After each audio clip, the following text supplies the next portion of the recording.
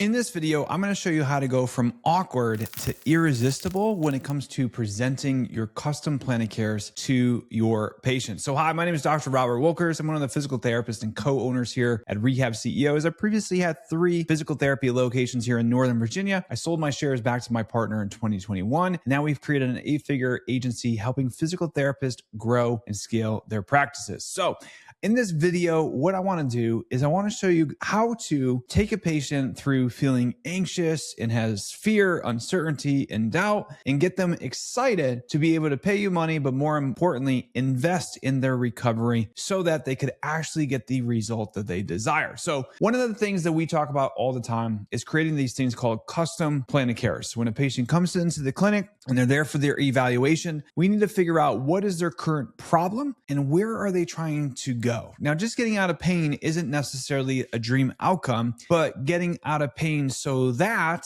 I could get back to work, or I could get back to sport, or I could get back to playing pickleball, or I can go on that vacation or trip that I didn't think I was going to be able to do. That is what's known as a custom plan of care. We figure out where the problem is, where are they actually trying to get to, and what are the steps between those two parts. Okay. So when we're looking at custom plan of cares, the biggest thing that we're going to do is we need to be able to figure out what the problem is. So one of the things that I enjoy doing with patients specifically is I like to figure out where are we at physically. Okay, so where are we at physically? What are we restricted on when it comes to participation? And then the last thing here is how is that affecting us personally? And I'll show you what this looks like in a second, but I want to do a quick note on number 3 is because people will only do something because they feel like doing it. So if we're only talking to patients on the physical side, right? Tell me what's going on with your shoulder. Is your right shoulder? Is your left shoulder? Okay, does it hurt in the front, more the side, in the back? Oh, the back. Okay. So when you lift your arm up, it feels pinchy, it goes away, and then it feels actually better up top here. Gotcha. And then we just kind of move on.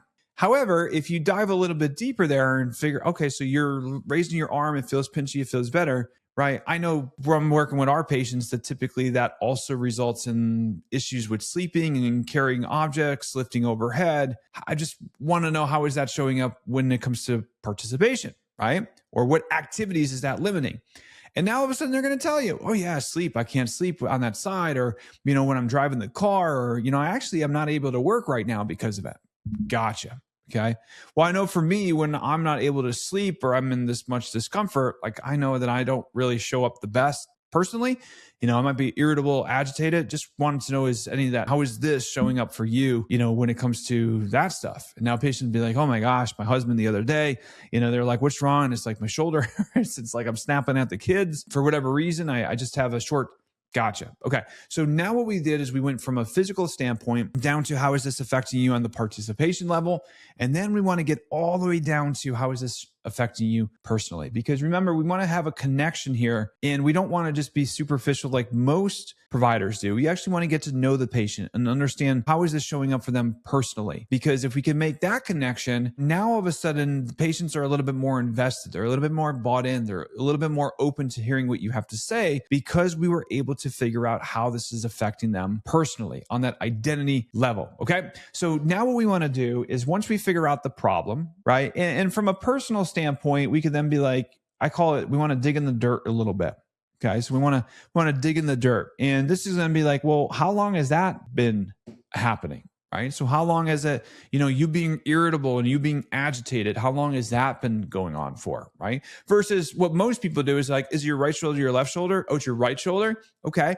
Well, how long has that been going on for? And do you know what caused your shoulder pain? Right. So it's weird up here, but when you're down here, it sounds like this. It sounds like, well, just curious. Thank you for sharing. And how long has it been showing up for you feeling irritable and agitated? And they're going to be like, oh my gosh, well, probably about like 6 weeks now. So then what you could do when you're digging in the dirt a little bit, you could say like, okay, well, how long has feeling irritable and agitated been going on? And what other areas of your life is that impacting you? And do you know what the root cause of that is? And then the last one is going to be trigger moment. So we have, when we're looking at this thing, we have duration, we have impact, we have what's the root cause. And then the last one is going to be, is there a trigger moment?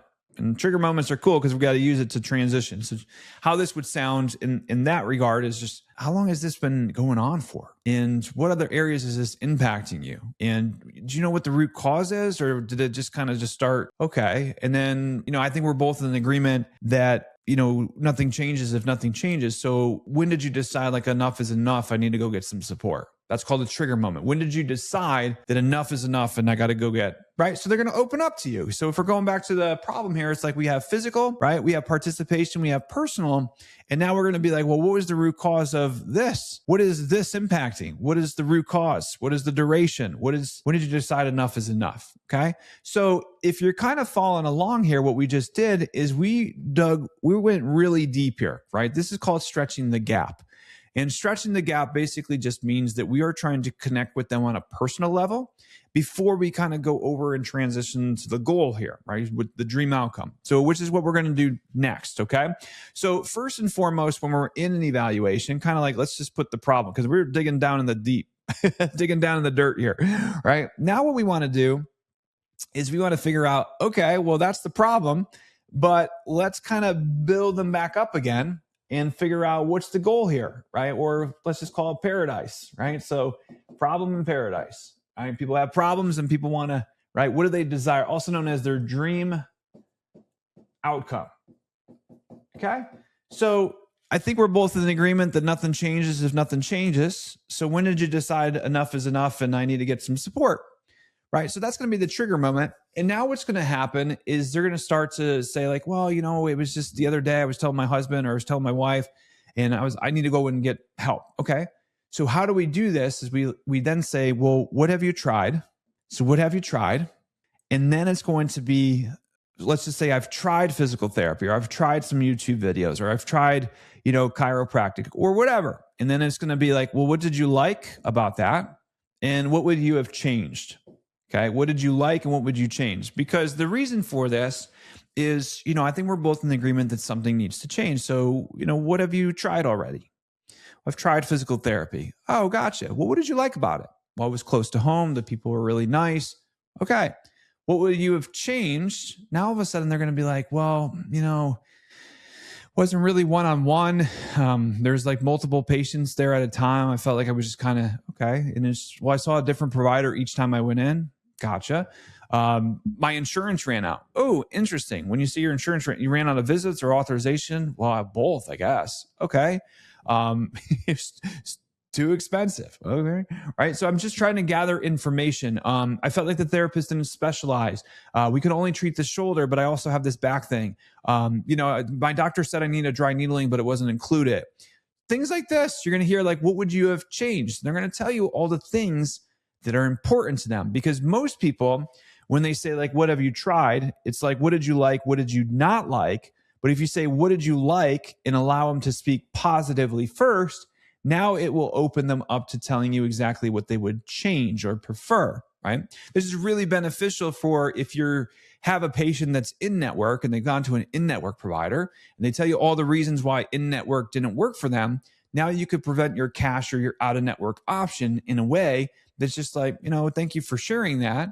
If we can see you one-on-one for unlimited sessions, for unlimited body parts, right? Everything's included. You see the same therapist each time you come in who specializes in your condition, and you can still use your insurance. Would you be open to hearing how we can do that? Yes. Oh my gosh, that sounds amazing. Well, we're actually a preferred out-of-network provider with that insurance. Now, most people, when they hear out-of-network, they default to, you don't take my insurance, but that's not true. We actually do take your insurance. We just do it a little bit different. Would you be open to hearing how we could? So it's just like framing. Now, if it's in-network to in-network, right? It's just like traditional PT, everything that they did. And then you just throw stones at traditional versus here's what we do here, right? So it's simple, right? So now we're in the evaluation. What have you tried? What did you like? What you've changed, right? Well, what's the goal? And is that the short-term goal or what's the long-term goal, right? By the way, the long-term goal is the dream outcome here.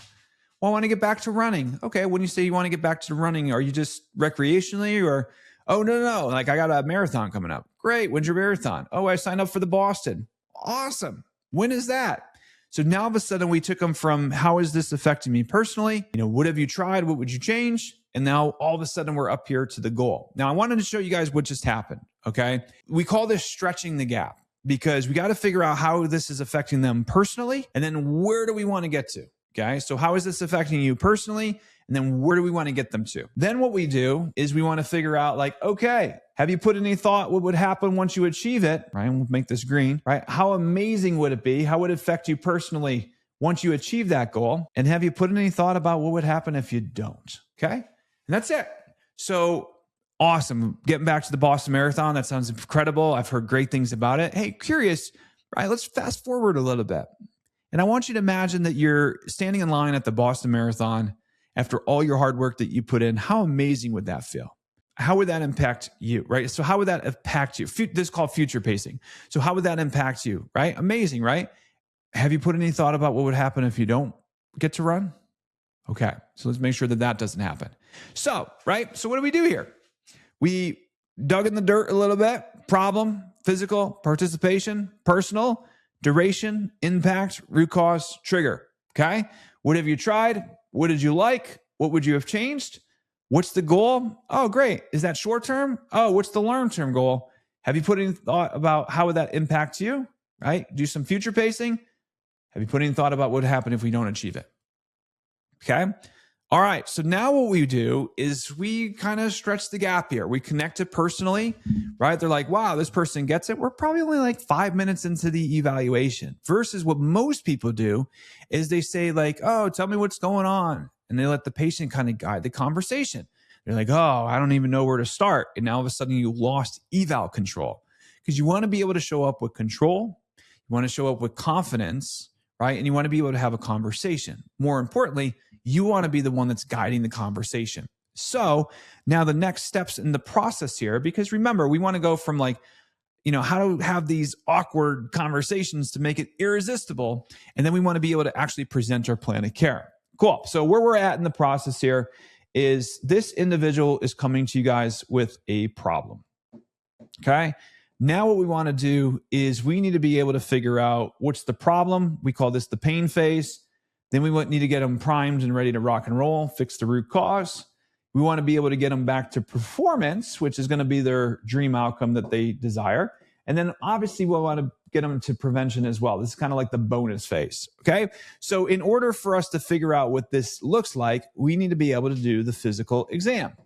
So this is where you're going to put them on the table. We're going to have them stand. You're going to do all your stuff, range of motion testing, manual muscle testing. You're going to do all that fun stuff. Now, something that I enjoy doing is something called test, treat, retest. So essentially, when I'm doing my evaluation, I will test things out. Let's say they're coming in with neck pain, or they're coming in with, we'll stick with the shoulder example, right? They kind of look like this. It feels, oh, that's better. Okay, so a little pinchy. Lay on the table, maybe do some joint mobs, maybe do some manual therapy, whatever. Then you sit them back on the table and have them go up again. Oh, that's better. Oh, but still a little pinchy, right? Because I saw you make a face.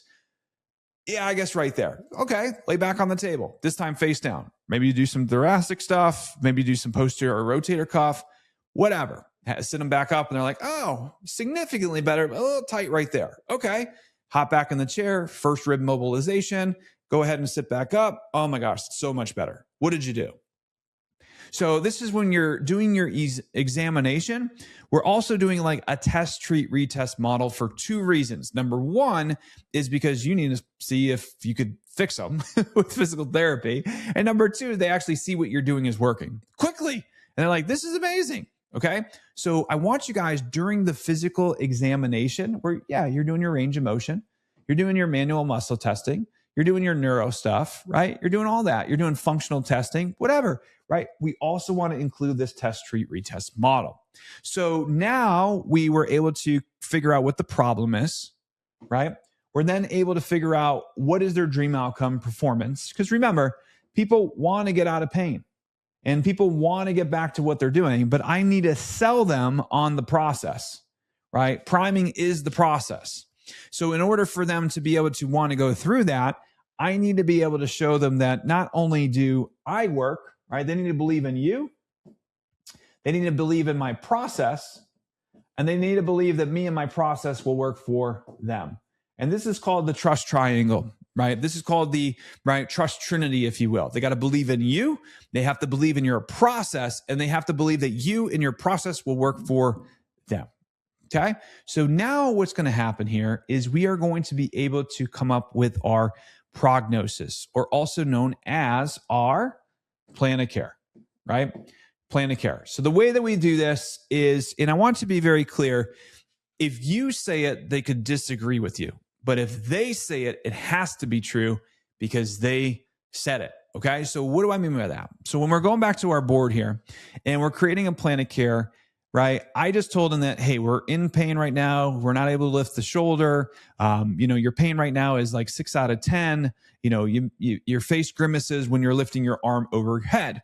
Your goal here is to get back to work. Your goal is to get back to whatever, playing baseball, playing pickleball.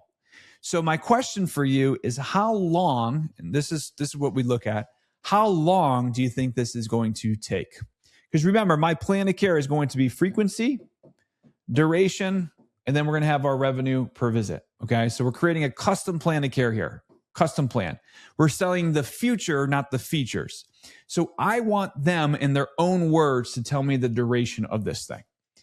This is the cool part, because if we're like, I don't know, like 2 weeks. Okay. So you guys have in your head, right? It's going to take X amount of weeks to get better. And they are going to tell you a time that is less than that. They're going to tell you a time that is spot on, or they're going to tell you a time that is greater than. Okay. So let's do a greater than example. I don't know. Let's say for you think it's going to take 6 weeks. Great. So greater than, they might be like, I don't know, like 12 weeks, 12 weeks to be able to accomplish all that. And that's where you get to lean in and be like, I agree. It will take 12 weeks if you were to do this on your own. But if you want to go further and faster with support, it will only take 6 weeks. Okay. So how we do that, they anchor themselves to 12, and you might not go from 12 to 6, but you might say 8 weeks, right? Actually, if you do it on your own, it will take 12 weeks. But if you listen to everything we say, you do your home program and you show up for your sessions that I'm going to prescribe to you in a second here, it will only take 8 weeks. How awesome is that? Oh my gosh, it's amazing, right? So we're going to get them on time. Now, the other thing is if someone says, I don't know, 2 weeks and you want 6, right? And most people will freak out over that. They're like, oh, it's like, they said 2, I'm saying 6. You say, I agree with you. It will only take 2 weeks to get you out of pain. However, you don't just go to the gym and come out looking like Arnold, right? We got to build your strength. We got to build your mobility. We got to build your flexibility, because the goal for you is to be able to get back to insert dream outcome. And I'm sure you also want to make sure it doesn't come back again, right? So that's going to be our performance prevention state. But in order to do that, we have to go through this middle layer here called priming, where we fix the root cause. And that will actually take roughly 8 weeks to do. Okay. So I agree with you on the 2 weeks.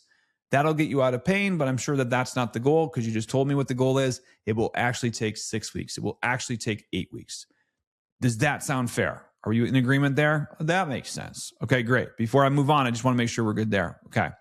Now, what we can do next is from a frequency standpoint, right? You guys might do frequency of like once every other week, once a week, twice a week, or 3 times a week.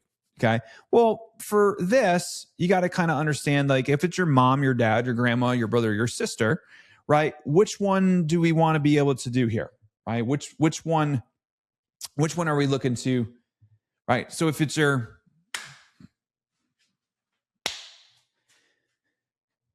mom, your dad, your brother, your sister, your grandmother, whatever, we got to be able to figure out, what do we feel would be the best frequency to get this person the best results. Now, if we're looking at, let's just say you have 60 slots on the schedule. Well, you would need 120 active patients to fill your schedule. You would need 60 at one time a week, 30 at twice a week, or 20 at 3. Right? So when we're looking at this thing, would you rather do 20 evaluations or 120? Would your front office rather do 30 or 20 intake calls or 120?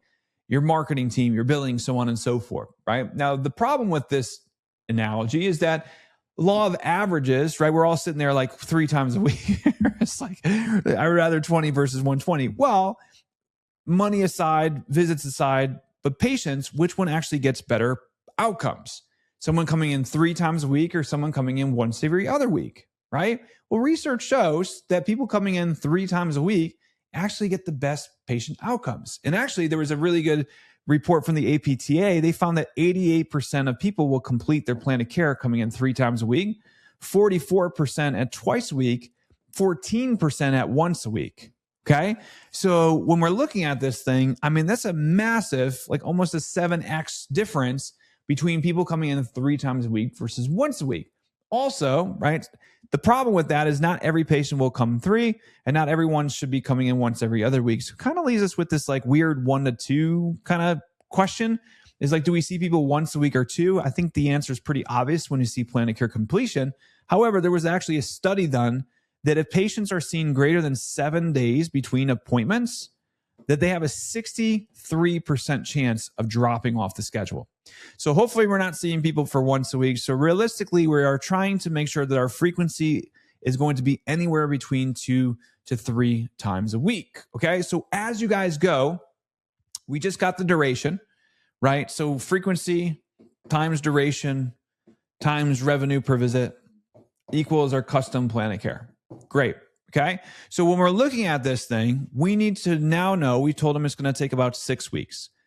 Then we say the frequency, right? And I already pre-framed them to say, if you do what I say and you do your home program, yes, it will only take 6 weeks. Okay.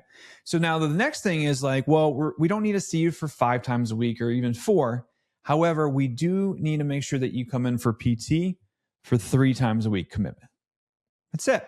So 3 times a week for 6 weeks, it'll be 18 sessions total to be able to get you from where you're at to where you need to be.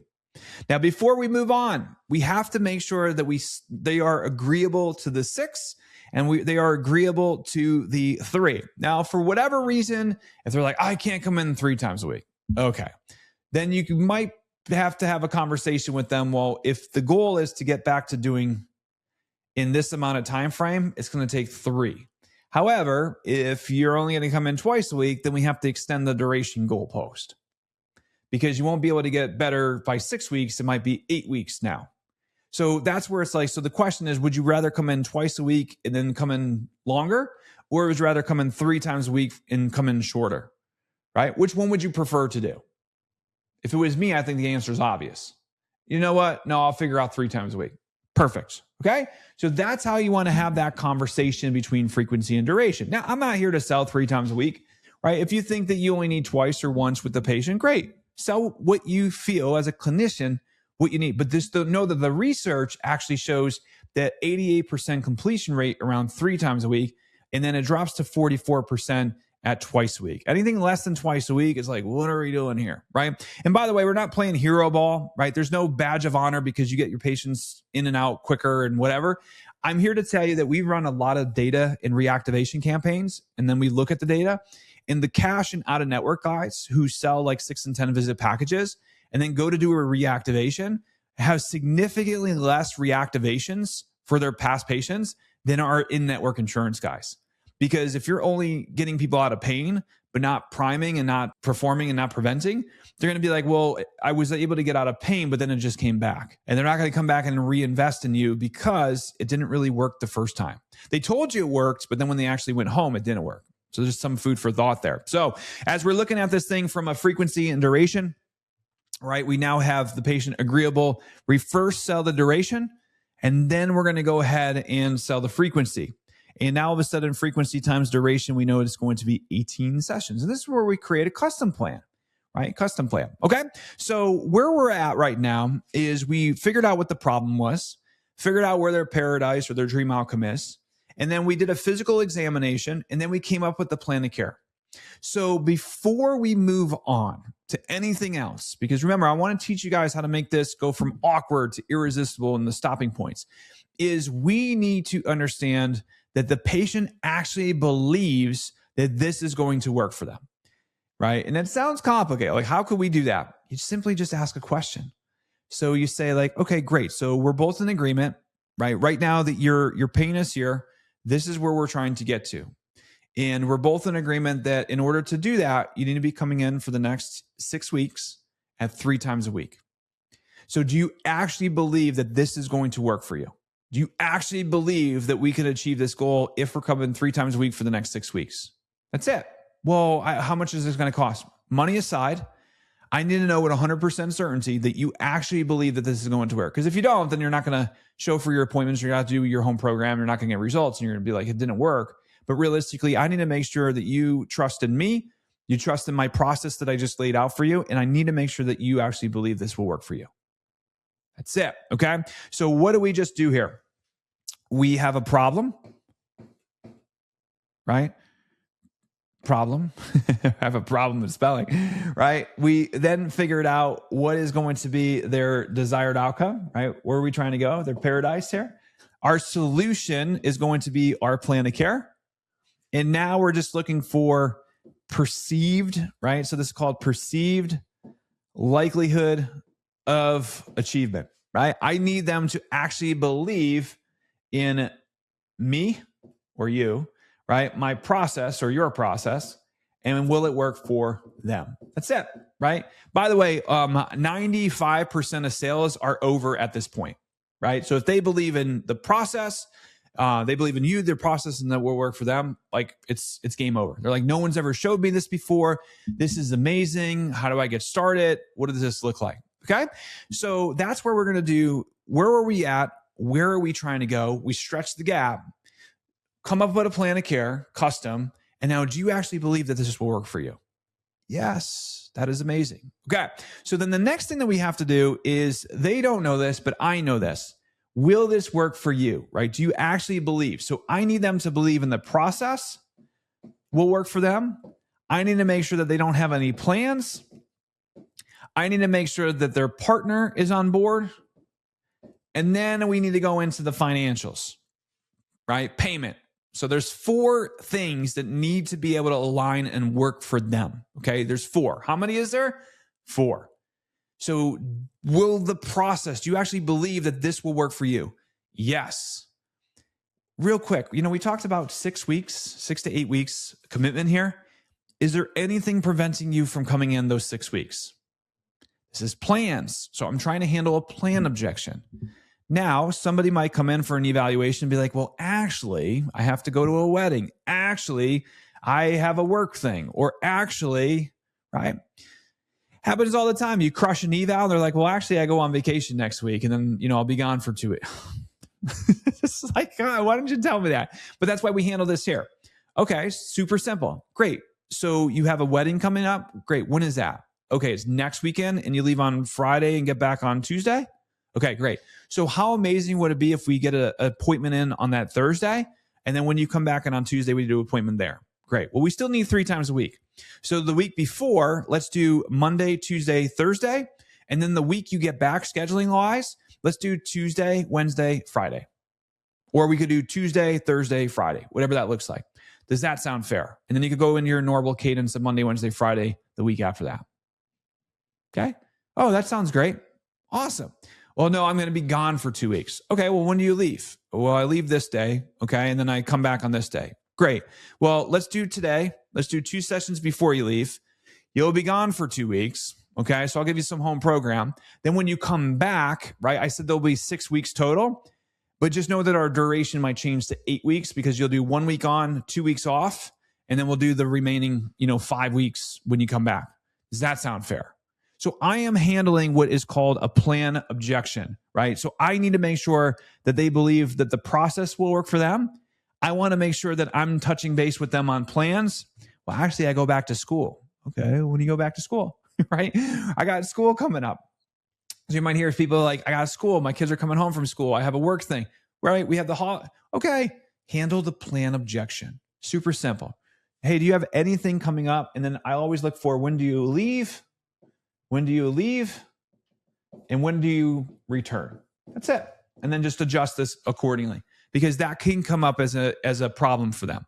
Then what we're going to do here is, hey, is this a secret surprise, or does your husband know that you're going to get started and commit to some PT over the next couple of weeks? Hey, is this a secret surprise, or does your wife know? Right? How awesome, right? So you mentioning that you want to get back to running a marathon, right? What does that mean to you?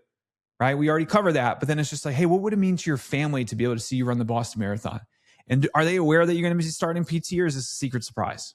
No, they're aware, right? So now all of a sudden you might run into something called a partner objection. And partner objections usually are around money objections. However, I need to make sure that they're okay being seen 3 times a week, and that's not a problem.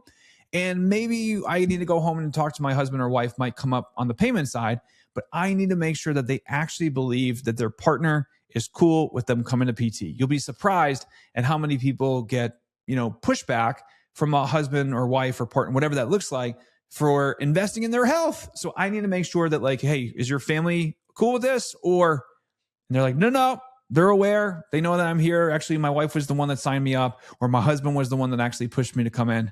Great. Okay. So handle any partner objections. I'll show you how to handle a partner payment objection in a second.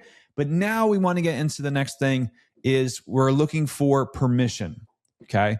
And you guys could write this down or keep it in your memory bank that one of the number one reasons why people get weird about selling is because they don't ask for permission to sell. Now, before I even go any further, we have created something called yes momentum, right? Do you actually believe that this will work? Yes. Do you have any plans coming up that will prevent, right? It's just like we check that box. Yes, I'll be good. I'll be available. Awesome. And is your partner on board with this? Yes. Right. It's just like we are creating yes momentum. And now what's going to happen is I'm simply going to ask for permission to sell. It's one of the easiest things that you can do if you feel anxious or irritable or whatever when it comes to selling and you get your throat tightens up and your palms start to sweat. It's just like, if we can make this work okay, so just a real quick recap. So you believe this will work for you. We don't have any plans coming up that will prevent you from coming in. It does sound like your partner and your family is on board. They're excited. You're excited. So if we can help you make this work financially, would you be willing to move forward? That's it. So if we can help you make this work financially, would you be willing to move forward? That's how you ask for permission. Also, you could ask for permission in your regular life. You could ask for things like, hey, I need to have a hard conversation with you. Would you be open and willing to hear just sincere candor, right? Would you be okay with me just laying it out there? Oh yeah, just speak. And it's like, all right, just ask for permission to do the hard thing. And then you could go ahead and do the hard thing. So now what we're going to do is when you go into permission, we need to be able to present the package, right, to them, or also known as the custom plan of care package. So it's just like, great. And one of the things I want to teach you here is it's all about slowing down your tonality, right? People are like, oh, well, it's going to be 3 times a week for 6 weeks. So that's 18 visits. And we typically charge about $250 a session. So, $250 a session and 18, that's going to be this amount of money. But if you go ahead and sign up to, whoa, it's like, slow down here, killer. Right. So what we want to be able to do is just say, okay, well, we're both in, and I remember I got to keep creating yes momentum. So I say, okay, so we're both in agreement that this is going to be 3 times a week.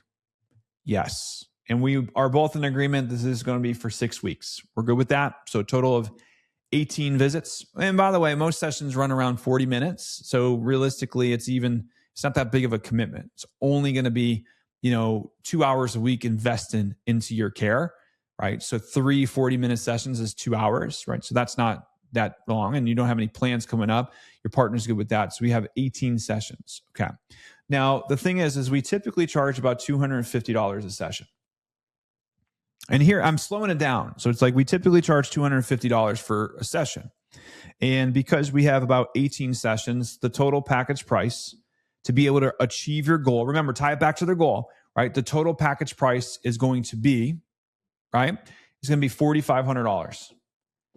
Now, if you go ahead and prepay in full, right? So we have a couple options. Remember, if I can help you make this work financially, right? If I can help you make this financially. So we typically charge $4,500.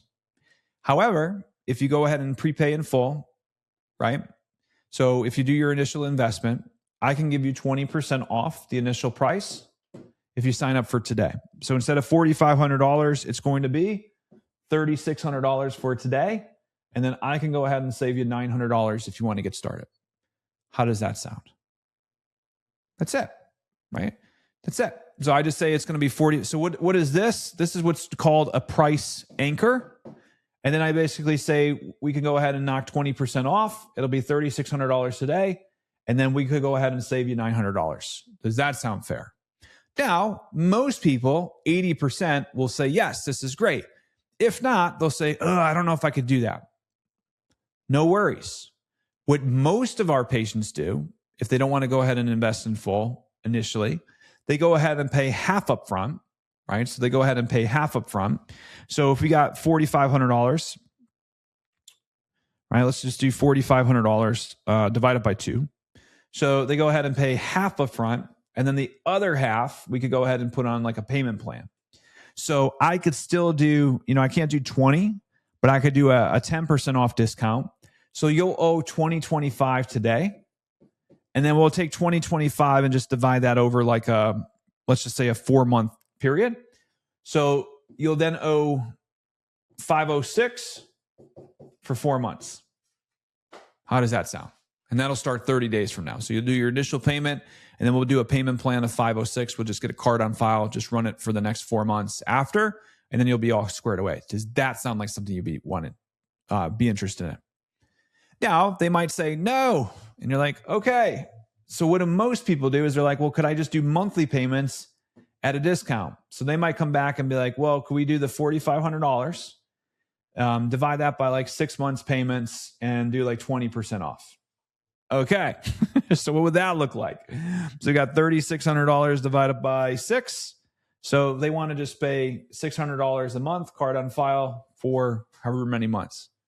Does that sound fair? So you owe $600 today, and you have 5 more payments of $600. And then number 4 is going to be, well, could I just pay per session? And you're like, well, we typically charge $250. I could give you a discounted price, so it'll be $200 each time you come in. How does that sound? That's it. Those are the 4 options. So once it comes to payment and custom plan of cares, it's like one of these 4 options. I will tell you this. I've been doing this a while. Most people will sign up for number 1. Okay, which is cool. And then the other portion sign up for number 2. Usually you don't have to get on the monthly payment or the pay per session. A lot of times people want to just do right. But I start out with the big price anchor. Then we go to the best opportunity. Then we go to the next best, but it's a little bit less discount. The next best, the next best. So we kind of trickle down. Okay. So it makes it really, really simple. So now once they agree to the payment, it depends on what your hybrid model is. Because I could say like, hey, well, good news. So we'll go ahead and collect, right? So they'll go ahead and pay the patient responsibility at the time of service. And then what you can do is say like, hey, each time you come in, we're going to go ahead and courtesy bill if you're out of network, or we'll give you a super bill, or I just say an itemized statement, right? Or we'll go ahead and just bill your insurance, right? So you have like in-network, you have out-of-network options, and then we have like our cash options. So then it's just like, hey, well, good news. We'll go ahead and courtesy bill on your half. And if you have out-of-network benefits, they'll go ahead and refund you a portion. Hey, good news. And by the way, I do this for insurance guys. I'm like, hey, we typically charge $4,500 for the 18 sessions. But because you have Blue Cross Blue Shield, we actually have a contracted rate with them that's significantly cheaper, which is great. So instead of $250 a session, it's only going to be about $125. And because you met your deductible and you only owe a 30% co-insurance, it will actually only be $125 times 0.3. It will actually only be $37.50 every time you come in. How amazing is that, right? So now you could go from like cash and down to like, I have insurance, and it's only going to be, so we went from $250 down to $37.50. You guys see how that works? Okay. Really cool. So my cash out of network, collect at the time of service 100%. My in-network guys, you're going to collect either the copay, the co-insurance, or the deductible, but we're price anchoring, makes it cheap. The reason for that is because people could be like, oh, well, I have a $65 copay. Yeah. And our cash session is $250. So 65 compared to nothing is expensive. 65 compared to 250 is a deal. So that's how we would do that. Okay. So now as we're finishing up here, we have the problem. We have paradise. We have the plan of care. We ask for permission, right? Or excuse me, we perceived likelihood. Do you actually believe this will work for you? Then we did the plan. We did partner, right? We asked for permission to sell. We just gave them the plan of care pricing. So we gave them the price, and now they're agreeable to it. So we collect the payment. Super simple. So just collect the payment. And then the last thing you want to do is you want to pre-book. You want to book all 18 sessions on the schedule. And this is really important because a lot of times our cash out of network or even in-network guys, they agree to the plan of care, but then they don't book out and they're going to lose momentum. So we want to make sure that they're booking out their appointments. They got everything locked in, same provider, same dates, same times. We want to be able to leverage this thing called habits. So most people over those 6 weeks are going to build a habit for physical fitness, right? Coming to each appointment the same time, same day. They could then just go and start working out at the same times after they're done. But for right now, I need to be sure that we're consistent. Because if you have a Monday at 10 and a Tuesday at 4 and a Thursday, it's chaos, right? So for the first week or two, it might be a little tricky for scheduling purposes, but we want to make sure that they are scheduling out their plan of cares. Okay. So as a recap, we are going to have the problem. We then figure out what the paradise, the dream outcome is. We then bridge that together with the solution by doing your physical exam and doing your plan of care, right? Then what we want to be able to do is ask if they actually believe that this will work, perceived likelihood of achievement. Do you have any plans coming up? Partner objection, which by the way, if you have partner objections from a payment, I want to go home and ask my partner. You simply just say like, totally get it. Here's what I would recommend. Let's go ahead and just get you on the schedule. Let's get you booked out. And if you, for any reason, if you go home, you talk to your partner and they're like, no, I don't want you to get better and do PT and whatever, just give us a call back and we can go ahead and cancel that appointment, right? But I don't think your wife is going to be the type of person that doesn't want to see you get better. But I also don't want you to call back and say, we're good to go. And then I don't have any spots available for you. So let's get you scheduled for your next appointment. You go home. What do you think? You need like a half hour, or not a half hour. What do you think? You need an evening or the next day? Cool. So let's get you scheduled 2 days from now. And then for any reason, if they don't want you to get better, just give us a call. So I threw stones at like, if they're the type of person that doesn't want you to get better, right, just give us a call. But most people call back and they're like, hey, we had a conversation and they want me to move forward. Because remember, we anchored them to their identity. I'm sure your wife doesn't want you to be miserable all the time and irritable and agitated. I'm sure she wants the old you back. But if you go home and she's like, no, I like this new miserable version, then, right? So we have some fun with it, joke around, but that's how we handle that partner payment objection. Super simple.